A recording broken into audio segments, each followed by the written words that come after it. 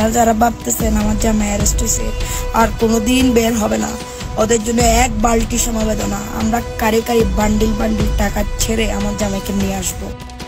তামান্না শারমিন চট্টগ্রামের কুখ্যাত সন্ত্রাসী ছোট সাজ্জাদের স্ত্রী। পেশাগত জীবনে তিনি একজন নৃত্যশিল্পী হিসেবে পরিচিত। খেলা মাত্র শুরু করছে, তোমরা শেষ করবো আমরা, ঠিক আছে? চট্টগ্রাম নগরীর এমইএস কলেজে শিক্ষা গ্রহণের সময় তিনি ছাত্রলীগের রাজনীতির সঙ্গে যুক্ত ছিলেন। দুবাইয়ের বিভিন্ন নাইট ক্লাবে কাজ করার সময় তামান্নার পরিচয় হয় সাজ্জাদের সঙ্গে। আমার জামাই বীরের বেশে চলে আসবে এবং যারা এই ঘটনা ঘটাইছে তাদেরকে ছাড় দেওয়া হবে না। তাদের সম্পর্ক মোবাইল নম্বর আদান প্রদানের মাধ্যমে শুরু হয় এবং 2024 সালের প্রথম দিকে রাউজানের একটি মসজিদে তারা বিবাহ বন্ধনে আবদ্ধ হন। এটি ছিল তামান্নার তৃতীয় ও সাজ্জাদের দ্বিতীয় বিয়ে। আমার স্বামীর জন্য যদি আমার ভিক্ষা করতে হয় আমি তাও করব। সাজ্জাদকে বিয়ের পর তামান্নার জীবন পুরোপুরি বদলে যায়। তিনি কেবল সাজ্জাদের স্ত্রী হননি, বরং তার অপরাধমূলক কর্মকাণ্ডে সক্রিয়ভাবে অংশগ্রহণ করেন। তামান্নার বিরুদ্ধে একাধিক যুবকের সঙ্গে বিয়ের নামে প্রতারণার অভিযোগ রয়েছে। তিনি বিয়ের পর স্বামীদের কাছ থেকে অর্থ হাতিয়ে নিয়ে পালিয়ে যেতেন। সাজ্জাদও তেমনি একজন ছিলেন। স্থানীয়ভাবে তামান্না লেডি ডন হিসেবে পরিচিত ছিলেন।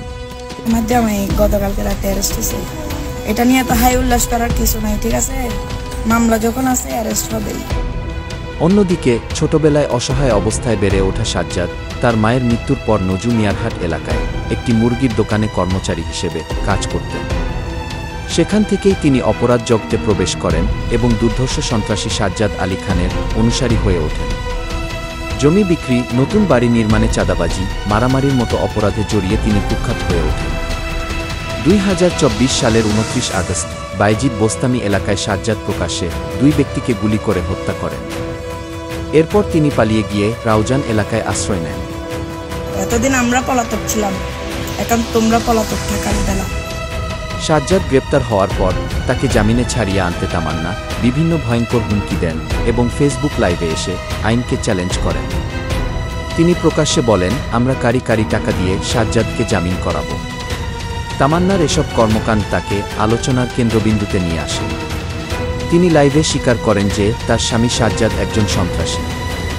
এছাড়া যারা সাজ্জাদকে গ্রেপ্তার করতে সহায়তা করেছে তাদের দেখে নেওয়ার হুমকিও দেন তিনি। 12 ডিসেম্বর পুলিশ সাজ্জাদকে ধরতে গিয়ে তামান্নাকেও গ্রেপ্তার করে। পরে 6 জানুয়ারি তিনি জামিনে মুক্তি পান।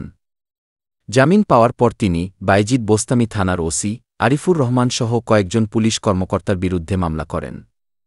মামলায় তিনি অভিযোগ করেন তার স্বামীকে না পেয়ে ওসি তাকে শারীরিকভাবে নির্যাতন করেছেন, যার ফলে তার গর্ভের সন্তান নষ্ট হয়ে যায়।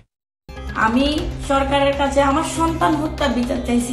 30 জানুয়ারি Chattogram metropolitan police CMP commissioner Hasib Aziz সাজ্জাদের গ্রেপ্তারে পুরস্কার ঘোষণা করেন।